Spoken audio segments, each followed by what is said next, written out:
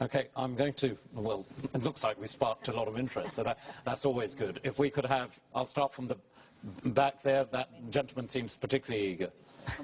Yes. Yes, sir. So it should be a microphone coming your way. Oh, he's very...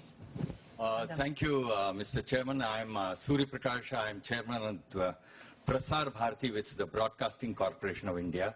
Okay. I've just heard and seen this presentation of India, and I'm here with two other very senior journalists from the country, Mr. Swapan Gupta, who's a member of parliament, and Mr. Kanchan Gupta, who's a very eminent journalist. All of us take very strong exception to this presentation on India. If this audience were to leave this hall today with that kind of image of India, I will tell you democracy across the world will be in very serious jeopardy. We are the largest democracy in the world and the most vibrant democracy in the world.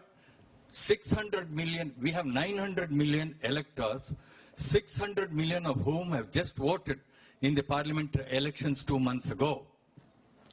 We are a very diverse, the most diverse society in the world, as you are aware, Mr. Chairman. And that diversity is not social or economic. It is political.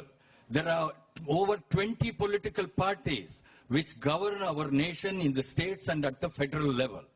It is not just one party. And let me tell you, there are very major factual inaccuracies in that report, and they need to be corrected and contested.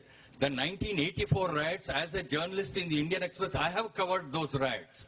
And this is about religion and media, and let me tell you, it's the most free and vibrant media in India, which has covered every social atrocity and every social friction in the country. Like in the US, you have those race riots in Fredericks and so on, which is covered by American media. Does that make America a non-democracy or a racist nation?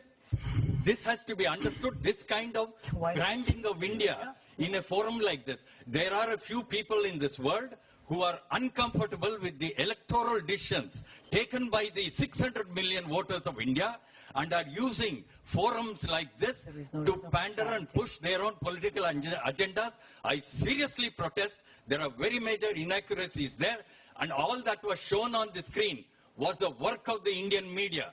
The Indian media is very sensitive to issues pertaining to the minorities. And everything that happens there is reported widely in this, in our country and across the world.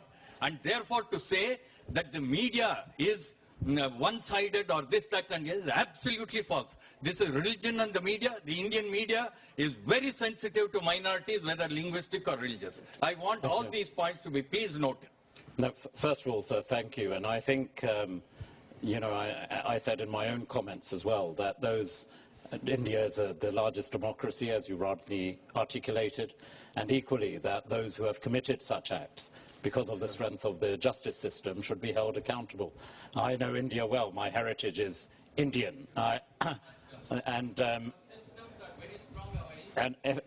if I may, sir, because there's, you know, so I think in a forum like this, and you rightly have the right to reply, and I would say it's the strength of all of us here collectively, and India is reflective of that, that when such presentations or whatever, with the basis on which it was made, it's equally that every country, every person, every individual and community has a right to challenge. And we have problems here in the United Kingdom, that communities are targeted. In my own party, at the moment, there's issues of Islamophobia. In the Labour Party, there are issues of anti-Semitism. There may be pockets, but they are there.